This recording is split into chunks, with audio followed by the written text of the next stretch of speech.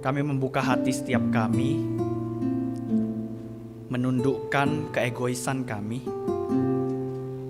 merendahkan pribadi kami, sehingga hanya Kau yang berbicara di dalam setiap hati kami ya Bapa.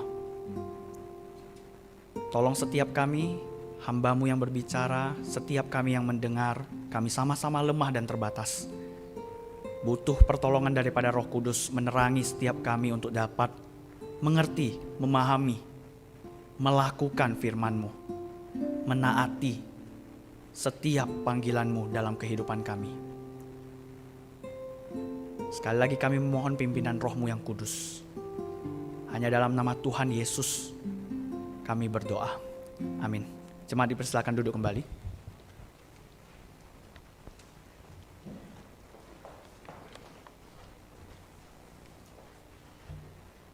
Selamat pagi jemaat yang dikasihi Tuhan. Selamat pagi. Ya. Hari ini kita akan merenungkan satu bagian firman Tuhan yang terambil dari Ibrani 3, surat Ibrani pasalnya yang ketiga, ayatnya yang ke-7 hingga yang ke-11. Ibrani 3, 7 hingga 19.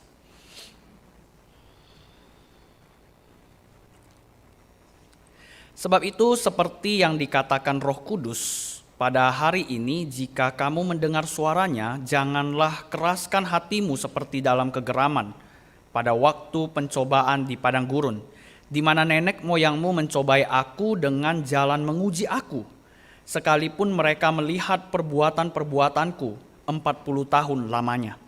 Itulah sebabnya aku murka kepada angkatan itu dan berkata, selalu mereka sesat hati, dan mereka tidak mengenal jalanku, sehingga aku bersumpah dalam murkaku, mereka takkan masuk ke tempat perhentianku.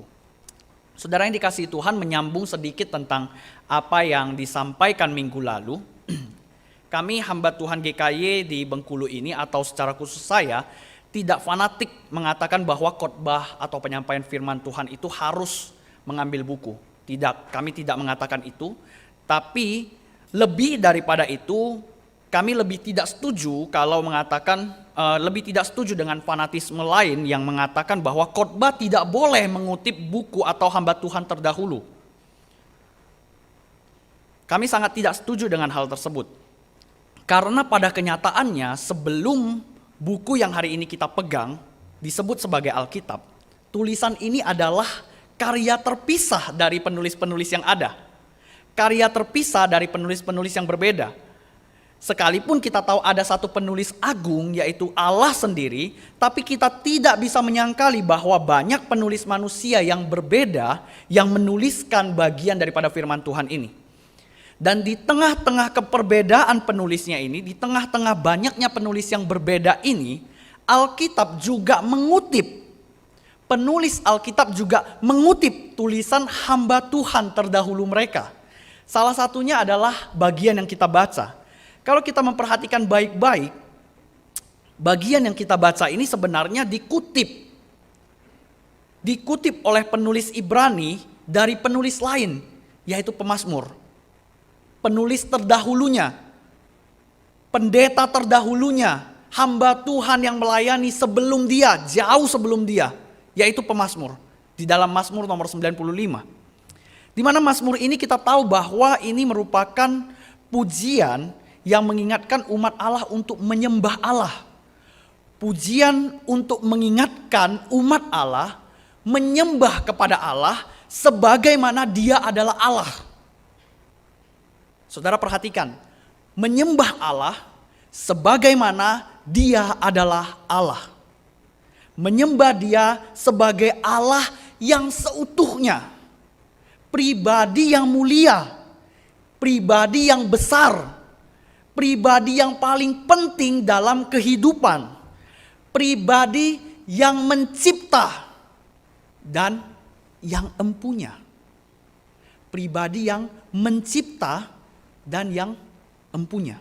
Saudara, menyembah Dia sebagai pribadi yang mencipta atau sebagai pencipta dan sebagai yang empunya merupakan hal yang paling penting. Karena terkadang kita sebagai umat Allah memperlakukan Allah itu hanya sebagai pencipta, hanya sebagai penyelamat, tapi tidak sebagai yang empunya. Saya memberi ilustrasi seperti ini. Bapak Ibu tahu pabrik ya? Tahu lah ya, harusnya tahu pabrik. Saya ambil contoh sepatu yang hari ini Bapak Ibu pakai. Siapa yang menciptakan sepatu itu? Orang-orang yang ada di pabrik. Mereka yang menciptakan sepatu itu. Tapi yang memiliki sepatu itu, yang empunya sepatu itu adalah kita. Saudara sendiri yang empunya sepatu itu. Sehingga apapun yang mau saudara lakukan terhadap sepatu itu ada dalam kuasanya siapa? Kuasa yang empunya, bukan kuasa dari orang yang menciptakan yang ada di pabrik. Kuasa terhadap sesuatu itu diletakkan pada yang empunya. Dan hal yang sama masalahnya terjadi dalam kehidupan kita. Terutama kehidupan Israel, di mana bagian ini kita tahu ini sedang mengutip Keluaran 17. Bagian ini dan Mazmur nomor 95 ini sedang mengutip Keluaran nomor 17. Keluaran pasal yang ke-17, di mana orang Israel itu baru keluar dari perbudakan di Mesir.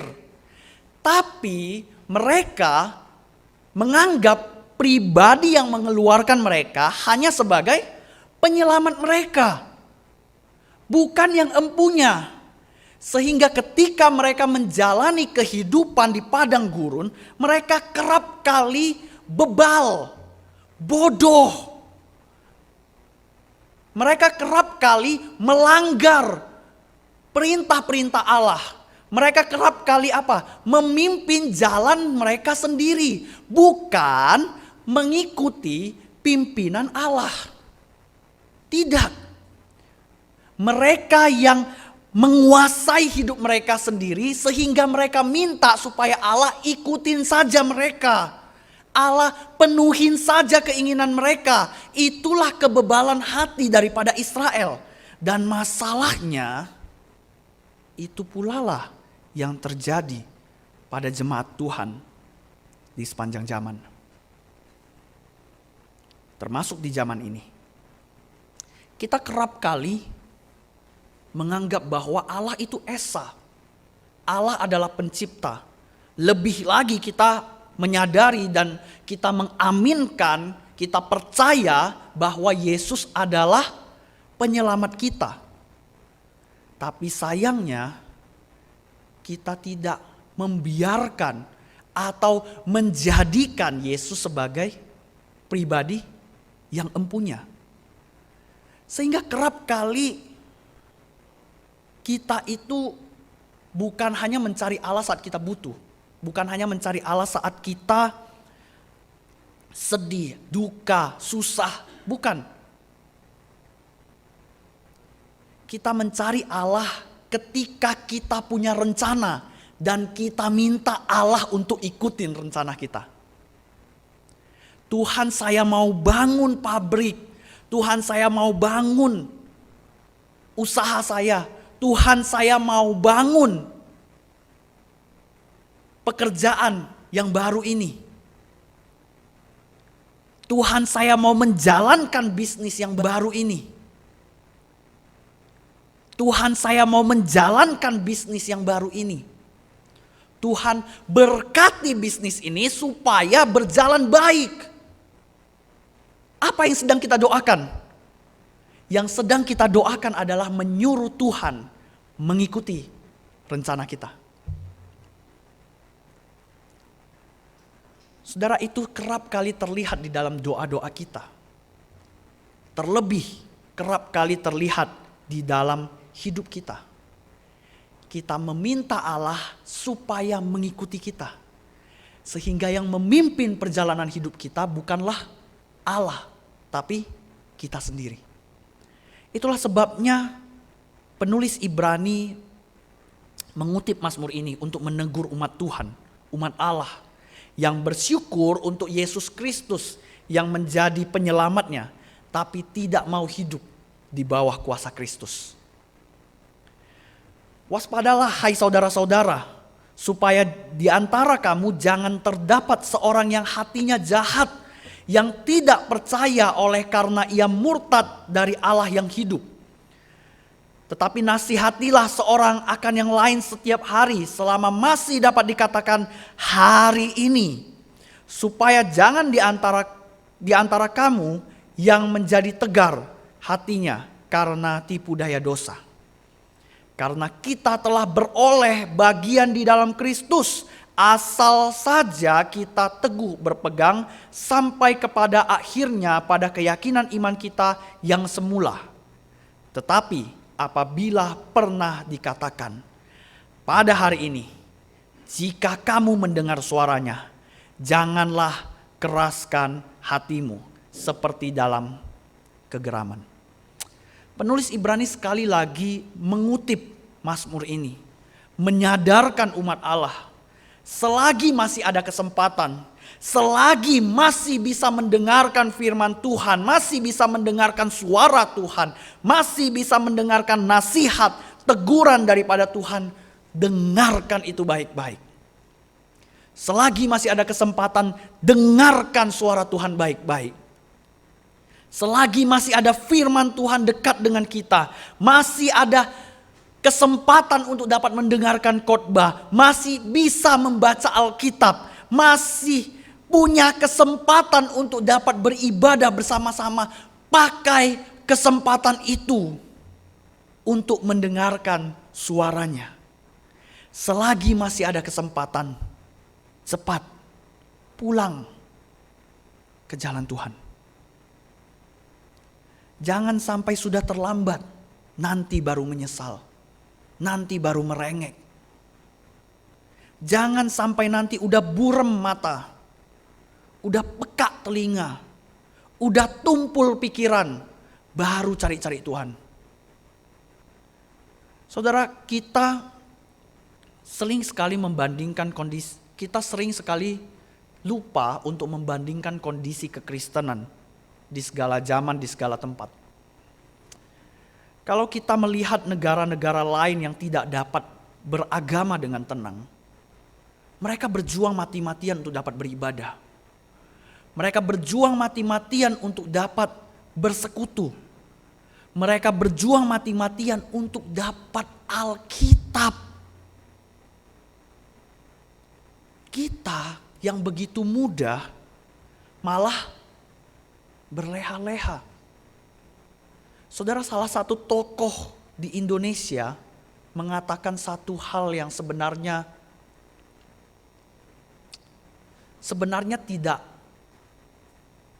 tidak mencerminkan kekristenan, tapi ternyata kekristenan di Indonesia tercermin dari kata-kata itu. Beliau mengatakan, jangan menyiksa orang Kristen. Diamkan saja, nanti akan hilang sendiri, punah sendiri. Diamkan saja orang Kristen. Saudara, hari ini dibandingkan dengan masa-masa yang lalu di Indonesia, kita melihat bagaimana kekristenan berkembang dengan begitu baik. Orang-orang banyak sekali ingin mendengar suara Tuhan, tapi mereka memperoleh penyiksaan, penganiayaan. Sementara ketika saat ini orang-orang Kristen sedikit sekali mengalami penganiayaan, kita justru gak pernah datang beribadah lagi. Kita justru meninggalkan kepercayaan kita, menjual iman kita, tidak lagi mendengarkan suaranya. Kenyataannya, kalimat yang disampaikan oleh beliau terjadi di tengah-tengah kita.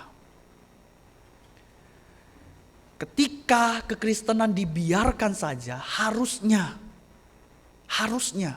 kita punya banyak sekali kesempatan untuk dapat mendengarkan firman Tuhan, untuk dapat mendengarkan suaranya. Kita punya banyak sekali kesempatan untuk dapat mendekat kepada Allah. Tapi kenapa? Kenapa kita justru menjauh daripadanya? Bahkan firman Tuhan mengatakan, murtad.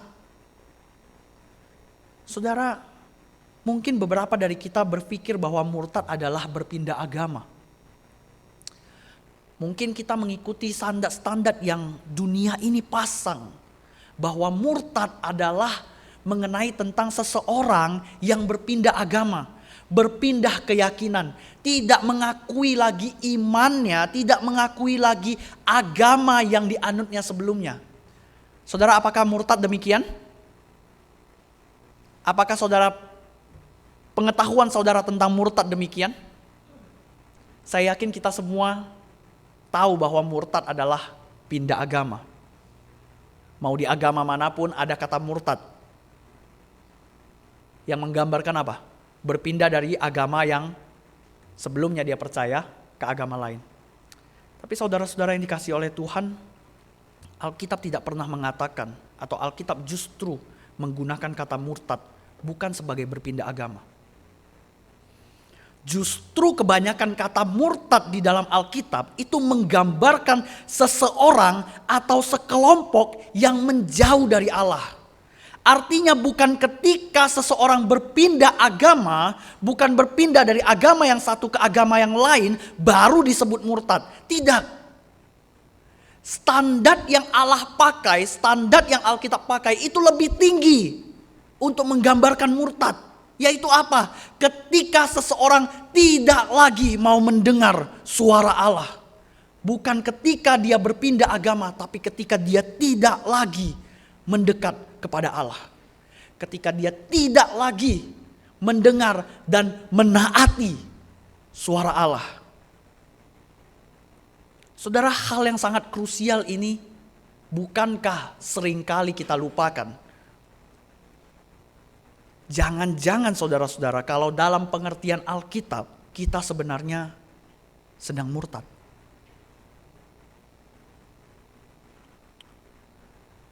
Saudara, bagian ini cukup krusial. Salah satu contoh yang sangat menggambarkan bagian ini adalah pengetahuan kita, pemahaman kita tentang relasi terhadap pasangan.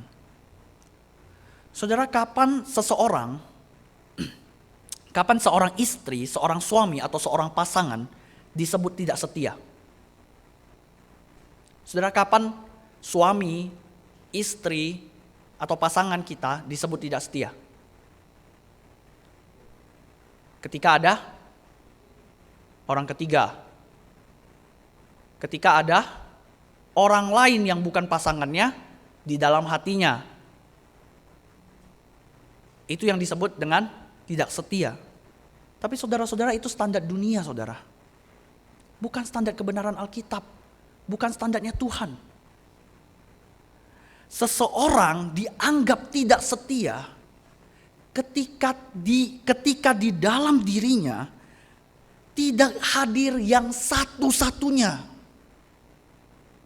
Di dalam dirinya tidak hadir yang satu-satunya.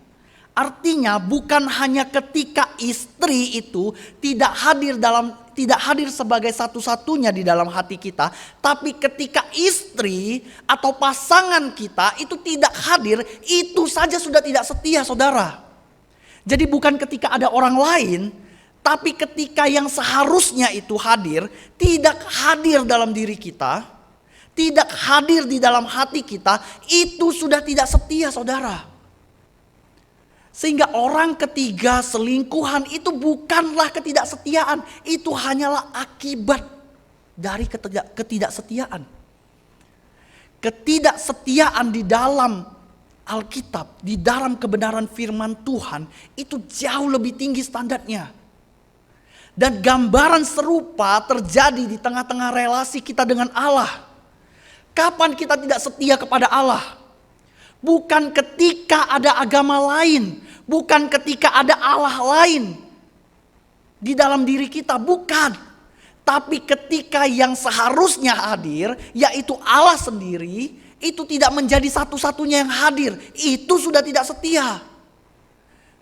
Ketika pekerjaan kita, bisnis kita, usaha kita, ketika tugas kita, pelayanan kita, ketika orang-orang yang ada di sekitar kita justru menjadi yang mendominasi, bukan Tuhan itu sendiri di dalam hati kita, maka itu sebenarnya sudah tidak setia. Ketika bukan Allah satu-satunya yang hadir, itu sudah tidak setia. Bahkan lebih lagi firman Tuhan mengatakan ketika Allah yang harusnya hadir, itu gak hadir. Saudara, saya memberikan gambaran ini kenapa? Karena pada kenyataannya di zaman ini kita melihat gak apa-apa gak datang ke gereja. Gak apa-apa gak beribadah kepada Tuhan. Asalkan saya gak pindah agama. Saya gak punya Tuhan yang lain. Saya gak punya kepercayaan lain selain Tuhan Yesus dalam hati saya. Saya tetap Kristen. KTP saya masih Kristen. Saudara pikir itu tetaplah setia? Tidak, saudara. Dalam standar kebenaran firman Tuhan itu tidak setia. Ketika engkau tidak menghadirkan Allah, itu saja sudah tidak setia. Itu sebabnya bagian penutup, bagian terakhir dari perikop ini, penulis Ibrani menuliskan atau menutup bagian ini dengan sindiran. Siapakah mereka yang membangkitkan amarah Allah sekalipun mereka mendengar suaranya? Bukankah mereka semua yang keluar dari Mesir di bawah pimpinan Musa? Dan siapakah yang ia murkai 40 tahun lamanya? Bukankah mereka yang berbuat dosa dan yang mayatnya bergelimpangan di padang gurun? Dan siapakah yang telah ia sumpahi bahwa mereka takkan masuk ke tempat perhentian?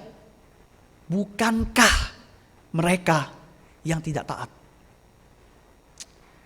Saudara, bagian ini ditutup dengan sebuah sindiran. Untuk apa? Untuk memberitahukan, bukankah sebenarnya orang-orang yang tidak taat, orang-orang yang murtad adalah orang-orang yang masih berada di dalam lingkungan atau di dalam komunitas Allah sendiri. Saudara lihat Alkitab saudara, mungkin saya salah masukkan di PowerPoint saya. Atau lihat terjemahan lain. Apakah dikatakan bukankah mereka yang pindah agama? Saudara gak akan menemukan bagian itu. Apakah mereka yang berpindah keyakinan? Saudara gak akan menemukan itu. Tapi yang ditulis oleh penulis adalah mereka yang tidak taat. Artinya ketika penulis menggambarkan murtad sebelumnya dan dia tutup dengan sindiran, dia sedang ingin menggambarkan, penulis sebenarnya sedang ingin memberitahukan kita, orang-orang yang murtad bukanlah orang-orang yang berpindah agama, tapi orang-orang yang tidak taat kepada suara Tuhan. Orang-orang yang murtad adalah mereka yang tidak taat kepada suara Tuhan. Sehingga kalau saudara tanya kapan saya murtad? Kapan saya gak mengakui Allah? Sederhana saudara. Kapan saudara lupa dengan Allah? Disitulah saudara sedang murtad. Kapan saudara tidak mengingat Allah? Disitulah saudara sedang murtad. Kapan saudara lebih mementingkan usaha saudara daripada saat teduh saudara? Disitulah saudara murtad. Kapan saudara lebih mementingkan uang saudara, keluarga saudara daripada Allah? Disitulah saudara murtad.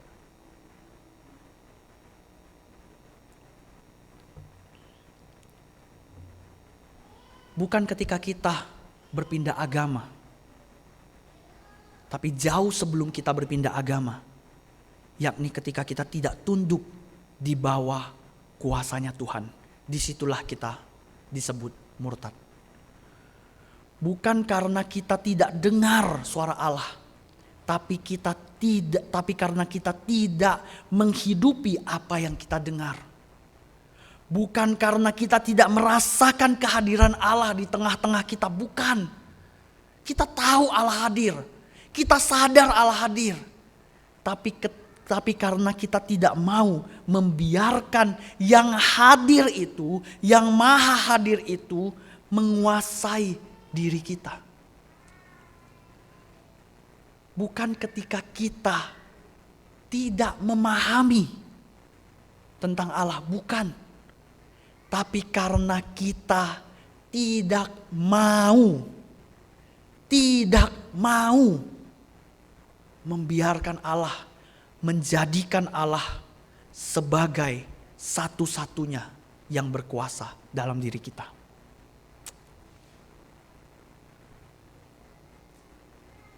Saudara, seberapa jauh Allah menguasai hidup kita? Seberapa jauh kita membiarkan Allah mengontrol hidup kita? Seberapa jauh? Segitulah kita menaati Tuhan. Segitulah kita mendengarkan suara Tuhan. Seperti itulah kita punya relasi dengan Tuhan.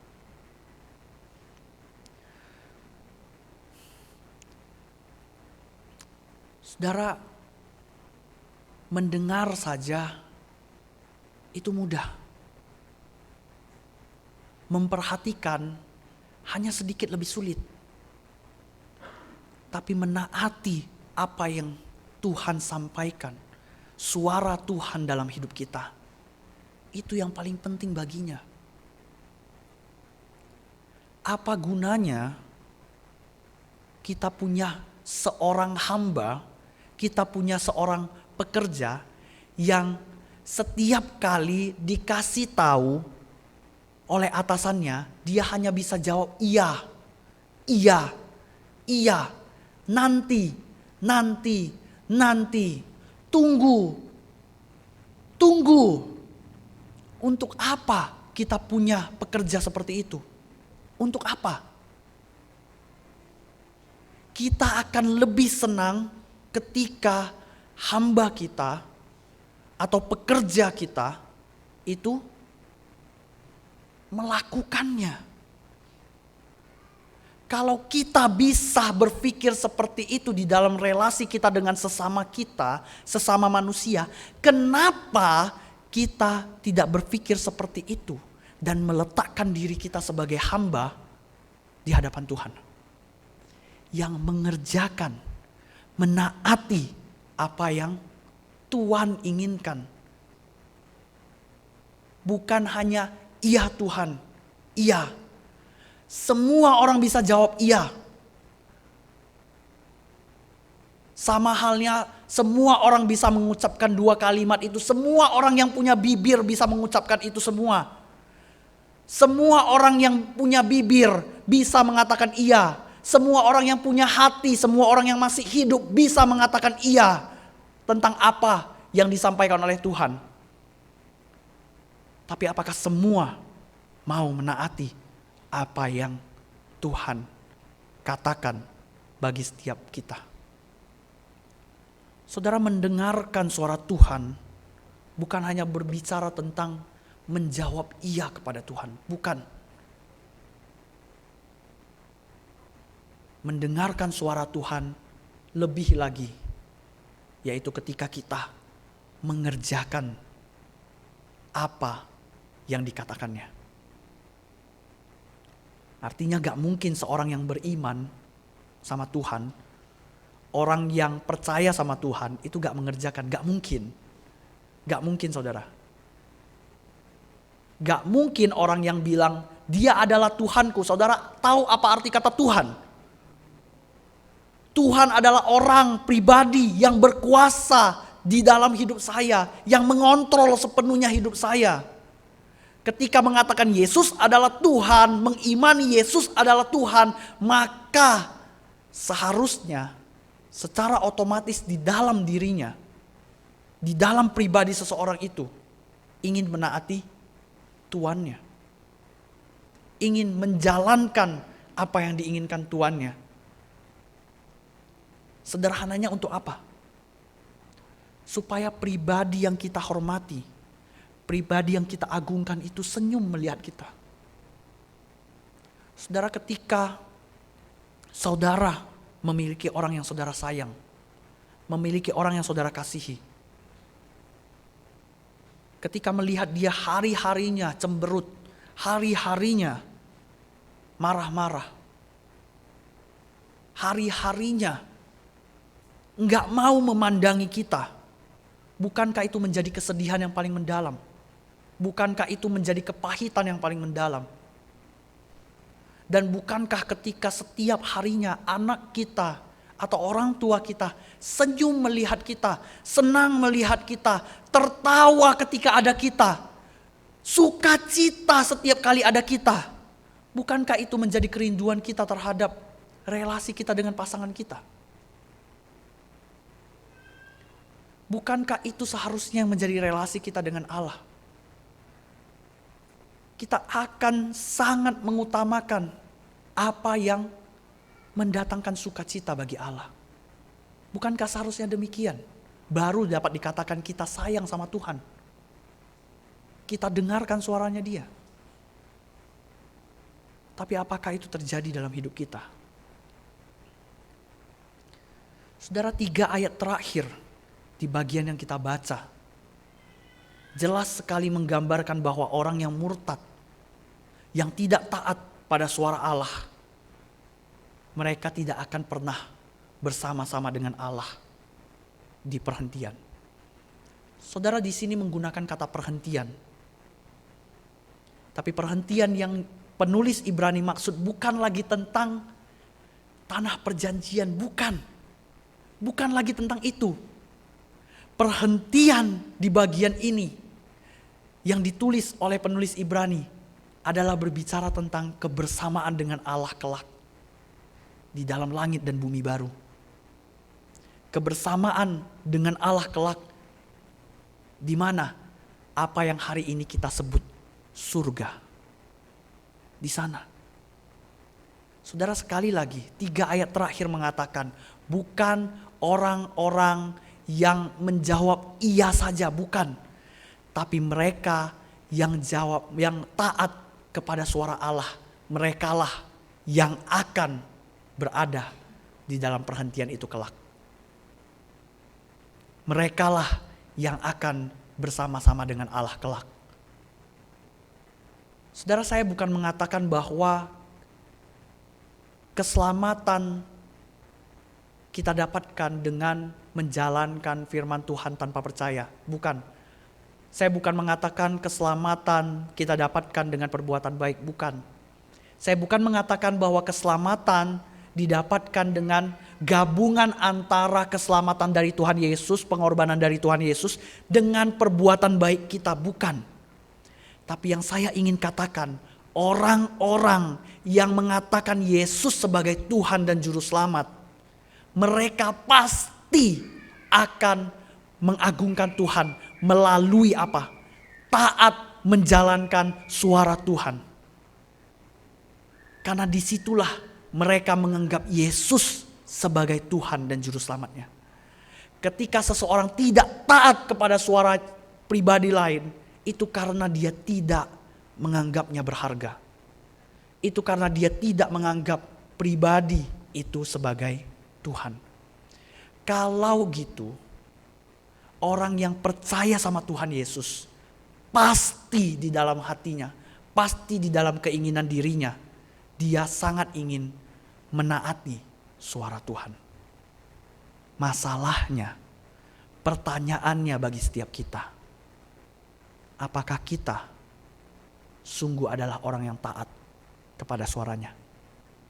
Kalau tidak, pertanyakan kembali, apakah saya sungguh menjadikan Yesus Kristus sebagai Tuhan saya? Atau saya hanya numpang agama? Saya hanya numpang agama. Murtad bukan ketika saudara berpindah agama, tapi ketika saudara tidak taat kepada suara Tuhan. Dan tidak ada tempat bagi mereka di sisi Allah. Bagi mereka yang tidak taat kepada Allah, tidak ada tempat bagi mereka di sisi Allah.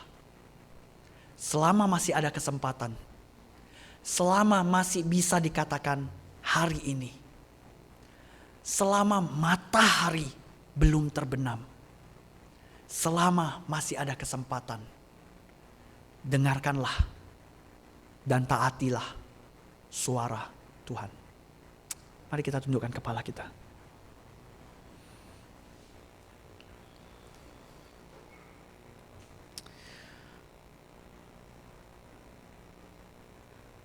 Bapa, kami datang ke hadapan-Mu, mengetahui bahwa mudah sekali bagi kami untuk mengatakan kami percaya kepada Tuhan. Mudah sekali bagi kami untuk mendapatkan baptisan di gereja. Mudah sekali kami menipu orang-orang yang ada di sekitar kami.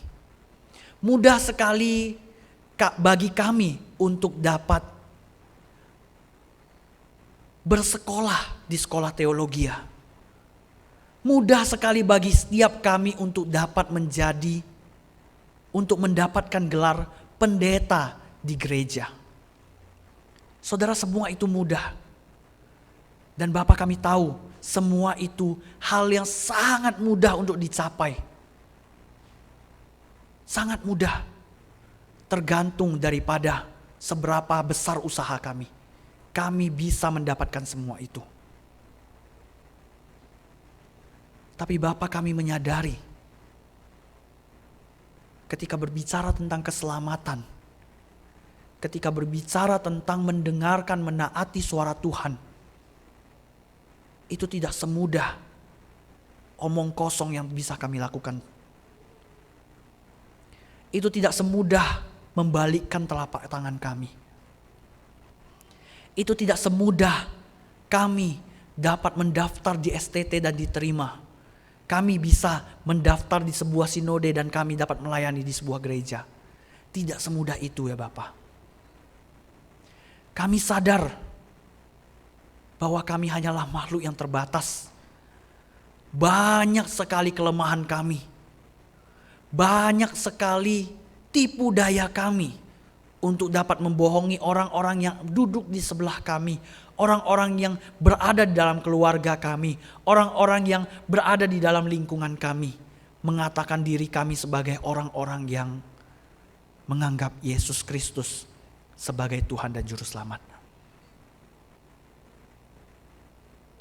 Bapa, kami datang ke hadapan-Mu, merendahkan diri kami. Ketika Engkau mendapati setiap kami tidak sungguh-sungguh beriman, tidak sungguh-sungguh menganggap Yesus sebagai Tuhan dan Juru Selamat kami. Tuhan tolong. Tuhan tolong, bawa kami pulang. Bawa kami pulang. Kami ingin serumah dengan Engkau.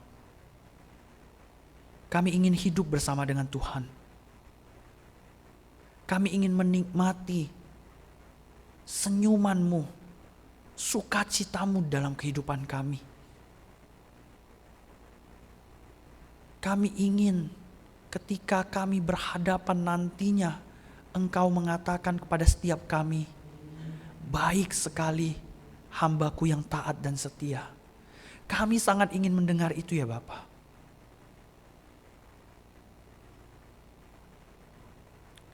Tuhan tolong kami, bawa kami pulang. Kami ingin mendengar suara-Mu. Kami ingin menaati semua yang Engkau sampaikan. Kami ingin tunduk hanya kepada suara Tuhan. Kami ingin menjadikan Yesus Kristus Tuhan yang hadir dalam hidup kami. Satu-satunya pribadi yang hadir mengisi setiap kami, memenuhi setiap kami. Kami tidak ingin membiarkan sedikit pun celah di dalam hidup kami, agar orang lain, pribadi lain, agar ilah-ilah lain, atau hal-hal material lainnya di dunia ini, kami sisipkan di dalamnya. Kami tidak ingin ya Bapa. Kami hanya ingin Tuhan sebagai satu-satunya yang hadir dalam diri kami dan hidup kami. Tolong kami ya Bapa. Tolong kami. Kami adalah manusia-manusia yang bermula dari dosa. Lahir di dalam keberdosaan. Sulit bagi kami untuk dapat mengerjakan suara Sang Kudus. Sehingga pimpinlah kami Roh Kudus. Sehingga setiap kami dapat kembali kepada Tuhan. Dapat bersama-sama dengan Tuhan. Dapat mendengarkan suaranya dan menaatinya dalam kehidupan kami. Hanya satu permohonan ini kami sampaikan di hari ini kepada Engkau ya Tuhan. Agar setiap kami sungguh-sungguh dapat mendengarkan dan menaati suara-Mu dalam hidup kami. Terima kasih ya Bapa. Terima kasih.